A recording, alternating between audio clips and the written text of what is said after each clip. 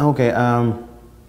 Before Islam, like I said before, my family my family wasn't very a religious Christian family. We used to go to church sporadically, not all the time.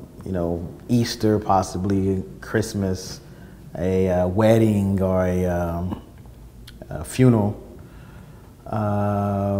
In, I would say, about when I was 13, about 1993 or 94, unbeknownst to me, my grandmother was diagnosed with cancer.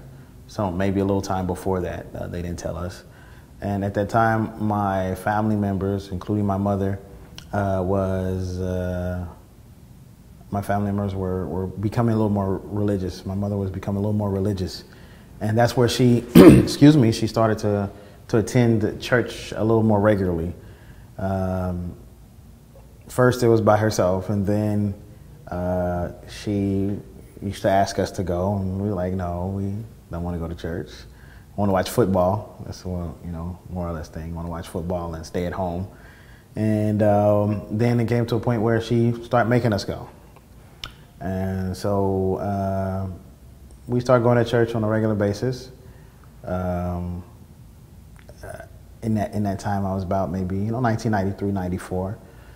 And my personal feelings towards it, it was it was something I didn't really like. I wasn't really used to it, and I really didn't take affinity to it at all. My knowledge of Islam at that time was probably more or less not really there. Even though I did have a family member that was Muslim, basically whatever we learned in school, the 5 pillars, Saudi Arabia, Kaaba, or something like that, Mecca, those type of things were more or less that at this time also, about 93, 94, a movie about Malcolm X came out, and so my information about Islam became a little more with the history in America. They had what's called the Black Muslims, or the Nation of Islam, and so that was generally what most people thought of when they thought of Muslims and Islam. But you started to clarify that a little more, or that started to be clarified a little more probably after the movie Malcolm X, just a tad bit, not completely, and I thought it was pretty cool. Shortly afterwards, I started to work for my cousin who was Muslim, and he started introducing me to Islam and to books. I would, in his store he would sell oils and incense, pagers and things of that nature, kind of like a variety store. And sometimes I would, if there was a downtime or anything, I would go and read the books that he would have on Islam. And sometimes I would go with him to certain places. Maybe I go with him because he would close down his shop, and go with him on Jummah, or the Friday prayer, as we said at that time. And that was the beginning. My real story of becoming a Muslim actually starts off with my cousin. And it really goes back to his father. My cousin, his mother and my mother are sisters, and he's my maternal cousin. In the 70s, she married a man, a Muslim man.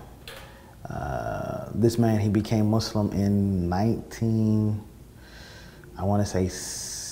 in the late 1960s, maybe 1967 or so, I'm not for sure. Dr. Saidi Liwaru, Allah yarhamu, may Allah have mercy on his soul, he's now deceased. And they got married, they had a child. The child's name was Tariq, or Tariq, as we say. And very shortly afterwards, they got a divorce. You know, I know this is more into his story, but Tariq, he didn't really grow up in my aunt. She had accepted Islam, then she went away from it. And during the divorce, after the divorce, my cousin would stay with his mother. She's no longer a practicing Muslim, doesn't practice Muslim, doesn't profess the faith, and he would go to his father's every once in a while. Once he got older, he started to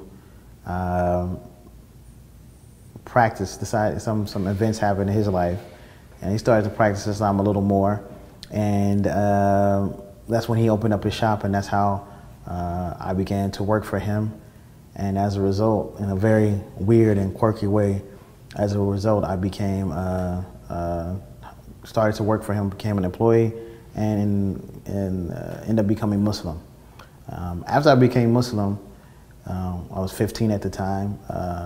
He would always encourage me to learn, and so from day one, he was like, he would encourage me. He said, "Well, listen, inshallah, you're not married, and you seem pretty smart, and inshallah, so we'll send you to Medina or Mecca or Morocco or Pakistan."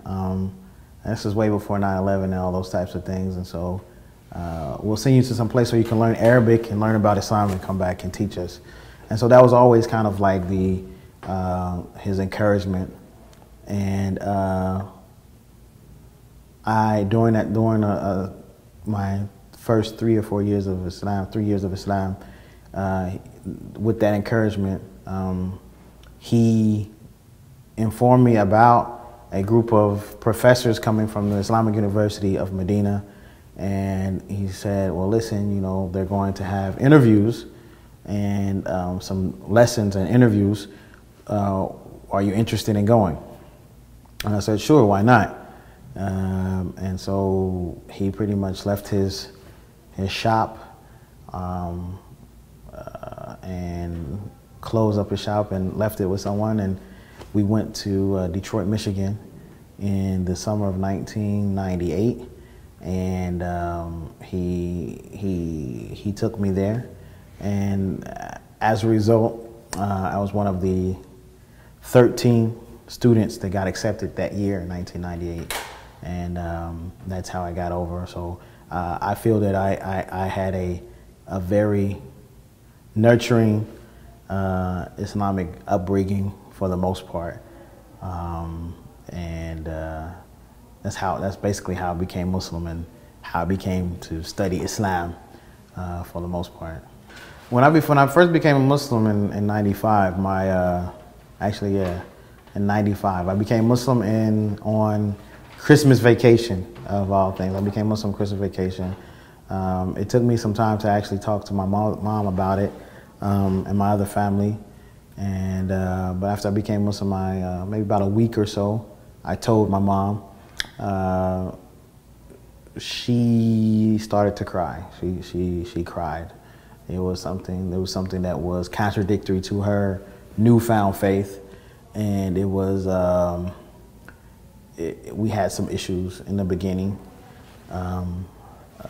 due to this, but also my other family members, it was kind of seen as something extreme or along those lines, or why would you become a Muslim? My father, though he was divorced from my mother, you know, he told me basically, you're a young man now, and you can, you know, try and make your own decisions as long as you're happy for it, which is, you know, with that decision. And so that was the main thing.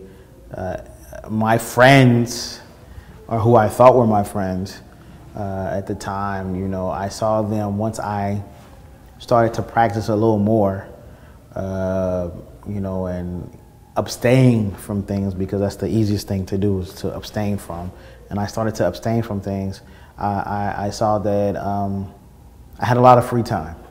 People that I thought were my friends and that I wanted to hang out, I had a choice to make. And so either I would go and do some bad things, or hang out with people I shouldn't really be hanging out with, or I can do other things. And so eventually it was kind of a mutual type thing. You know, we stopped hanging out so much. I stopped getting invited to parties, those type of things, and because I was kind of what they call here square. You know, didn't want to do certain things. So